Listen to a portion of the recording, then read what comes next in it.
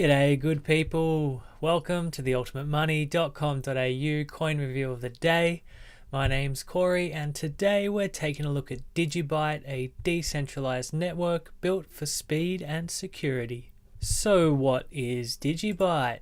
Well, Digibyte is a public decentralized blockchain that is based on the Bitcoin core code that began in 2014 and has since developed into a network and cryptocurrency made to rival Bitcoin in security, speed, and decentralization. So what gives it value then? Well, first, it is a secure decentralized network. It very much focuses on security. We'll get a bit into that. It also provides fast transactions.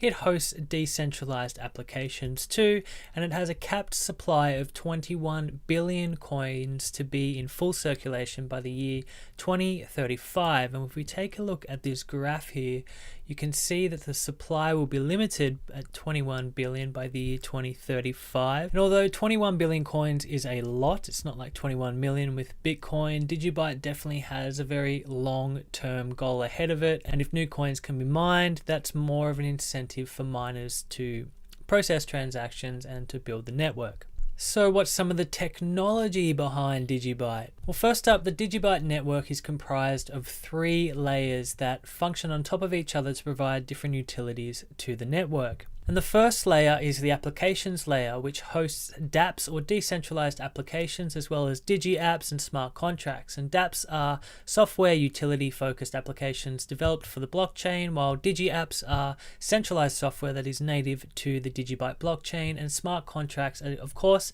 digital obligations that are enforced by coding for asset-based agreement without middleman intervention. Layer number 2 is the digital asset and public ledger layer that provides security and administration to the value of data tokens and assets on the blockchain. What we have here is the mining security, the immutable public ledger, and the digital assets, or the DGB, Digibytes. And the third layer we have is the core protocol and global network layer, which provides communication channels for nodes to talk across the network, and any server, computer, or mobile phone connected to the Digibyte network becomes a node and helps to relay transactions. And beyond layers, next up in the tech, we have the multi-algo splits, which is where the Digibyte mining is separated into 5 algorithms of SAH256, Scrypt, Qubit, Skyne, and Grolstall. And each algorithm, as you can see in the diagram below, is equally allocated 20% of the network to keep the network safe from corporatization and to preserve decentralization. This was one of the main elements as to why the Digibyte network was created in the first place, which we'll get into a bit more in a little bit. And next up in the tech, we have Digibyte's multi-shield algorithm, which is the advanced version of Digibyte's pioneering technology of DigiShield. And DigiShield retargets mining difficulty after each block is finished, fixing a common problem in a lot of cryptocurrencies where difficulty resets at much larger intervals, where mining pools target them en masse to profit from the difficulty when it's low, and then they abandon the network as it increases. And this has actually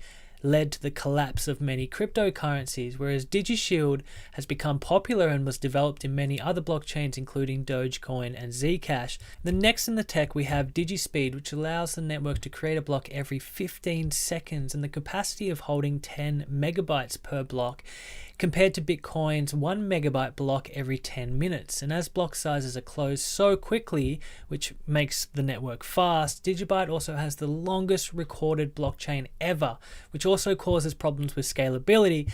But as a solution to this problem, Digibyte was actually one of the first cryptocurrencies to implement SegWit. And SegWit, to put it simply, is a process that splits transactions in half, roughly, and excludes any unnecessary data that is not needed to be confirmed on the distributed ledger. And as you can see in the diagram below as well, Digibyte also offers 560 transactions per second, and they want to offer 2,000 transactions by the year 2020, which absolutely eclipses Bitcoin's network of 4 to 7 transactions per second. Also, Digibyte has 5 mining algorithms rather than 1. It also has 200,000 global nodes compared to Bitcoin's 7,400, although I'm not sure where that's at the moment. And its difficulty adjustment changes in real time. So in some ways, Digibyte is more superior to Bitcoin. So who is the team behind Digibyte? First, we have the Digibyte Foundation, which is an unincorporated, decentralized community that supports the Digibyte network through education, outreach, and development. And of course, we have Jared Tate, who is the founder of Digibyte, and he started mining the Bitcoin network in 2012 when he noticed problems with the Bitcoin's mining difficulty, and also of the mining pools getting way too corporatized and centralized, and so he developed and launched Digibyte as a solution to the problem. I've seen a fair few lectures now of Jared in my research, and I really recommend you go and check out what he has to say. He seems to be a really down-to-earth guy who really knows what he's talking about, and he really seems to be trying to do a good job with Digibyte. So what are some notable partnerships with Digibyte? Well, Digibyte doesn't really have partnerships per se, but first up we have Utrust, which is a payment platform that has partnered with Digibyte to use their cryptocurrency due to its security, low transaction fees, and a dedicated team. And then next up we have, in recent events, the Digibyte community partnered up with YouTuber David Hay and crypto activist Arcane Bear to donate thousands of dollars worth of Digibyte to economic refugees in Venezuela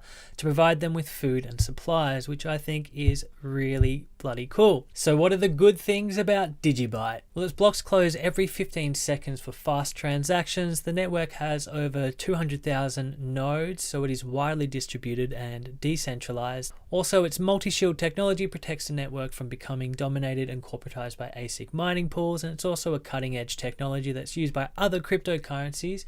It also has an extremely supportive, engaged, and friendly community that does most of its marketing for it, and it also has a well-respected and dedicated development team. So what are the not-so-good things about Digibyte? Well, although it does have a limited supply, which usually increases value, it is 21 billion coins, which is pretty large, and so that may slow down the price increase of the DBG coin. And also it has no white paper or future roadmap, which creates problems with research and trust for new investors. And that's all I could really find in terms of the not so good, so I think that's pretty good. So what's the future for Digibyte? Well, although the Digibyte Foundation is reportedly working on many projects for future implementation, the team is reluctant to make promises or dates to avoid the DGB pumping and dumping around promised announcements. So I suppose that's a pretty good thing, and considering they've been working at this project already for 4 years, I suppose trust that they are working at it, even if they don't really make announcements or promises on when they're going to. So what's my personal conclusion of Digibyte? Well, in my opinion, Digibyte has many good things going for it. Actually, it has a lot more going for it than I was really able to portray in this review, and it is a mature project with plenty of experience in cutting-edge technologies that have become popular in other well-known blockchains.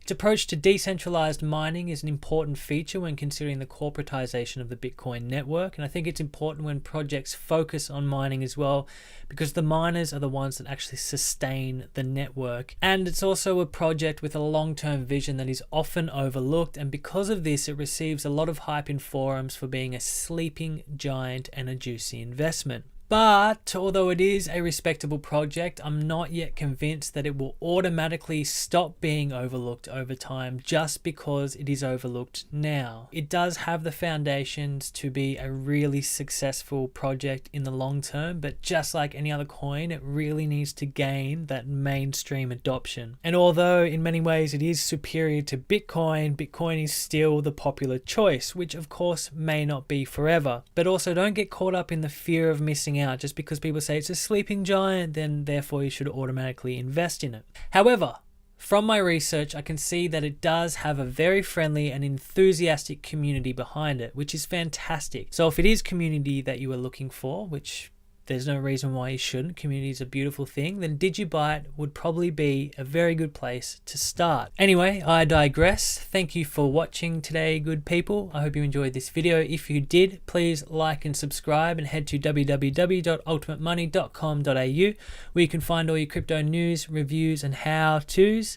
I implore the Digibyte community or anyone out there to please, if I missed anything or anything needs to be added or corrected, please write a comment down below. I'll pin it, I'll reply to it, and that way we can help any newbies or people who want to know about the Digibyte project to know as much as they can. Anyway, thank you for watching. My name's Corey. I hope you have a great day, and I'll see you next time.